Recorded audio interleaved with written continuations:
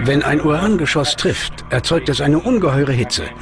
Und Millionen von winzigen Uranteilchen fliegen durch die Luft. Und die können jeden töten.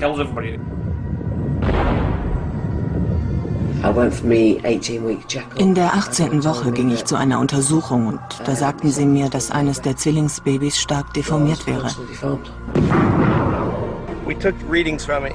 An diesem Panzer haben wir gestern die 20.000-fache Radioaktivität gemessen, im Vergleich zur natürlichen Strahlung. Heute sehe ich, dass das ein gut organisierter Krieg war, dreckig und heimtückisch. Und dass wir nur Spielfiguren waren, an denen man alles ausprobieren konnte. Oder man wollte etwas loswerden, wovon man zu viel hatte.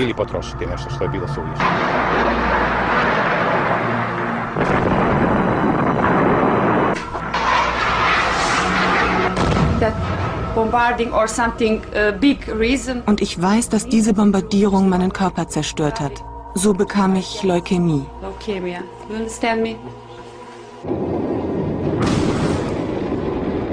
Ich frage mich, ob die alliierten Truppen, die hier Massenvernichtungswaffen finden wollten, durch den Einsatz der Urangeschosse nicht selbst eine Massenvernichtungswaffe zum Einsatz gebracht haben. Wir konnten uns bis zu diesem Zeitpunkt nicht erklären, wie das möglich sein kann, dass so weit ab der Kampfgebiete eine 3000-fach höhere Konzentration des Uran-236 gemessen wurde. Die Gefahren sind den Militärs seit über einem Jahrzehnt bekannt. Aber auf die Uranwaffen will man wegen des enormen militärischen Vorteils nicht verzichten. Deshalb versucht das US-Militär, Kritiker mundtot zu machen. Sie sagten zu mir, ich würde meine Karriere riskieren. Und ich erhielt telefonische Warnungen von überall her. Als ich Washington antwortete, dass ich meine Arbeit fortsetzen würde, erhielt ich auch Anrufe von Armeekollegen. Und die baten mich eindringlich, bitte Assaf, hör mit dieser Sache auf, denn das ist nicht gut für dich oder für irgendjemanden. Professor Durakovic erhielt später von Freunden den sehr ernstzunehmenden Hinweis, dass sein Leben bedroht sei. Seitdem lebt er an einem unbekannten Ort in Kanada. Aber auch Professor Günther passierte etwas Merkwürdiges. Ich lief hier auf der Straße, weil das hier verschmutzt war, ich lief auf der Straße, da sah ich dann, dass da ein Auto stand und wie der mich sah, fuhr er ganz schnell auf mich zu, streifte mich und ich flog hier in den Graben rein und war dadurch schwer verletzt. Ich kam dann ins Krankenhaus, war lange Zeit in Behandlung und nachdem ich dann entlassen war, habe ich eine Strafanzeige gestellt bei der Polizei. Die sagten, ja, können Sie sich erinnern, welche Nummer das Auto hatte? Nein. Naja, da müssen wir es gegen unbekannt machen und später wurde das Verfahren eingestellt.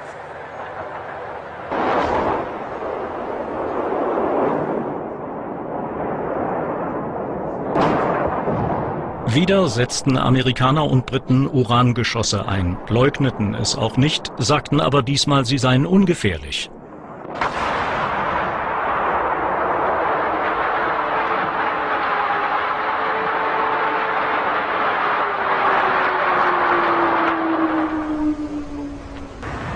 Die Serben ahnten, dass die Bevölkerung von Hadžići nach der Bombardierung einer gefährlichen Kontamination ausgesetzt sein könnte und siedelten 3500 Bürger in das serbische Gebiet Bosniens nach Bratunac um.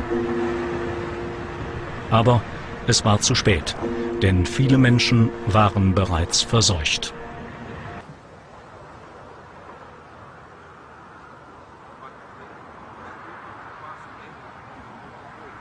Diese Menschen sind alle 1 bis 2 Jahre nach der Bombardierung von Hadžići gestorben. Das ist furchtbar. Man könnte auf die Grabsteine schreiben, gestorben an abgereicherten Uran.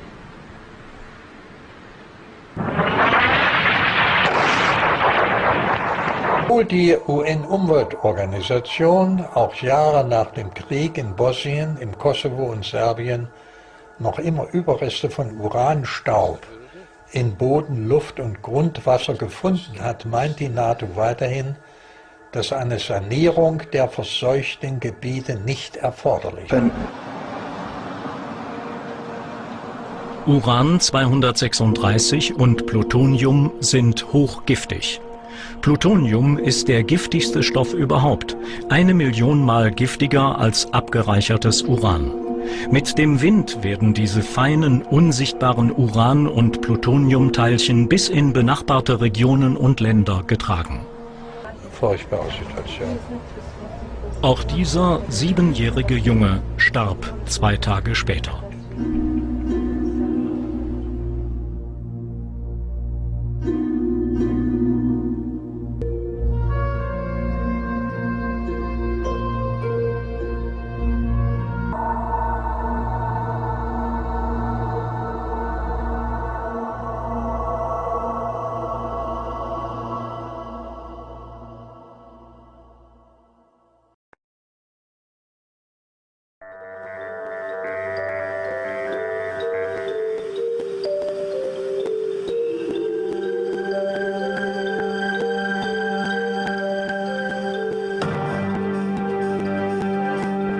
Battlefields and fighting are by nature hazardous to your health.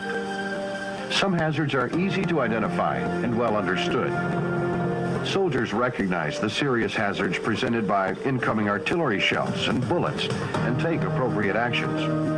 However, some lesser hazards from new technological applications are not so well known and recognized. One of these newer applications is the use of depleted uranium in munitions and equipment armor. There are 4 general situations during which depleted uranium may present hazards to soldiers. 1. If the equipment is damaged or destroyed in combat or in an accident. 2. If the equipment has a serious malfunction. 3. If the equipment is misused and or precautions are not taken. Or 4. If you encounter captured or disabled enemy or even some allied equipment containing radioactive material. We need a basic understanding of depleted uranium hazards. What is depleted uranium? How and where is depleted uranium used? What are the potential hazards of depleted uranium? What are appropriate precautions and preventive measures to follow? Depleted uranium is obtained from uranium ore, which is found throughout the world. In the United States, this ore is mined in New Mexico, Colorado, Wyoming, Utah, and Arizona. Uranium ore contains 3 isotopes. By weight, 99.28%, which is uranium. The material left is almost totally uranium-238 and a very tiny amount of uranium-235. It is then called depleted uranium because the natural radioactivity is substantially reduced. Depleted uranium is cheap, plentiful, and easy to machine into various products. Depleted uranium has 2 important physical properties. 1, it is pyrophoric. This M60 and M1 tanks. Depleted uranium is used in 25mm rounds for Bradleys and 20mm and 30mm rounds for aircraft. A kinetic energy penetrator is a non-explosive round made of a high-density material formed into small diameter rods of various lengths. They are used. The 2 main depleted uranium health concerns are 1. Heavy metal toxicity. 2. Radioactivity. The first concern, heavy metal toxicity, may occur if depleted uranium enters the body through open wounds, inhalation, or ingestion. Health effects of ionizing radiation depend on whether it is alpha, beta, or gamma, and if the radioactive material is inside or outside the body. Alpha is the least penetrating, but is the most hazardous if it does get into the body. In contrast, beta and gamma are more penetrating, but do not cause as much damage within the body. Depleted uranium emits primarily alpha particles, which means that there is no immediate external hazard because alpha particles do not penetrate heavy clothing. Identifying vehicles hit by depleted uranium kinetic energy penetrators is simple. The entry hole will be small and round. In some cases, you may see fin lines surrounding the hole if the metal was soft or thin, such as the aluminum sheet around the outside of the Abrams turret ammo compartment. While all kinetic energy penetrators leave small round holes, only a depleted uranium impact will leave a detectable radioactive signature. In most cases, there will also be spalling around the edges of the hole. The spalling looks like melted and rehardened solder. There will also be radioactive depleted uranium dust on the vehicle surfaces. The depleted uranium the vehicle without breaking up. This results in a small, round, radioactive exit hole, only slightly larger in diameter than the entry hole. You may see spalling around the hole or within the vehicle, and burning will usually have occurred. In contrast, to waste. Remember, depleted uranium is not an immediate hazard. The two health concerns about depleted uranium are heavy metal toxicity. 23年前，以美国为首的北约，在没有获得联合国安理会批准的情况下，悍然对南联盟发动78天的持续轰炸。期间，北约投放了近42万枚，总计2.2万吨炸弹，其中包括15吨贫铀弹，直接造成包括79名儿童在内的2500多人死亡，100多万人沦为难民。令人痛心的是，战争给当地带来的死亡和痛苦仍遗害至今，代代延续。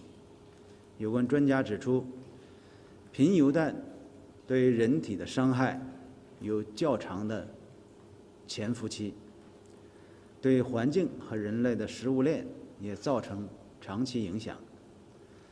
轰炸发生后的10年，塞尔维亚约有3万人患癌症，其中1万多人死亡。